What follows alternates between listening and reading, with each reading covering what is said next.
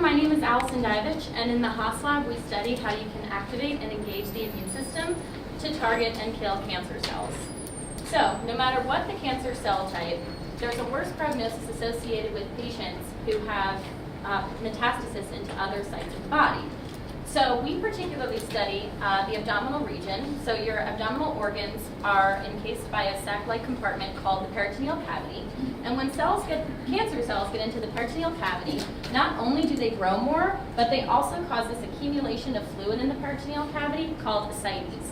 And ascites is actually what causes the death of the patient. So most of the treatments associated with this disease involve draining this fluid from the peritoneal cavity. So you can see in the upper left-hand portion of the screen, that is normally how they treat these patients. However, this does not address the root issue of the cancer cells in the peritoneal cavity that are causing this fluid buildup.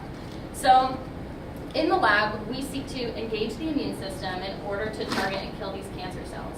So we use a mouse model to do this.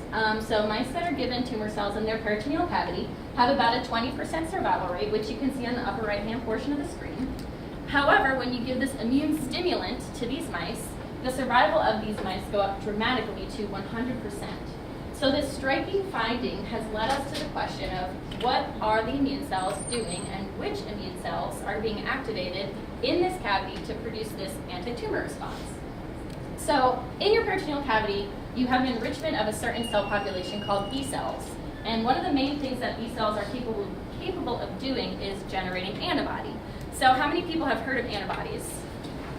Pretty much, yes, right? So they're used in the clinic and they're used in the labs, and they have so many different functions, and B cells are the only cell type that can make these antibodies. So we wanted to see whether or not B cells were playing a role in this anti-tumor response. So we used a mu-MT mouse. These mice lacked B cells. And when you give this immune stimulant to these mice that are given tumors, they're no longer protected from this tumor challenge. So that would tell you that B cells are playing a critical role in inducing this anti-tumor response.